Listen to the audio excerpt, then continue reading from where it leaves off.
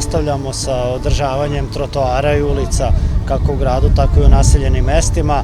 Nakon Kljajićeva, Stapara, Rastine, danas se nalazimo u Gakovu gde na 3 lokacije se izvode radovi. Pri kraju su radovi na izgradnji novih parking mesta kod Seoskog groblja.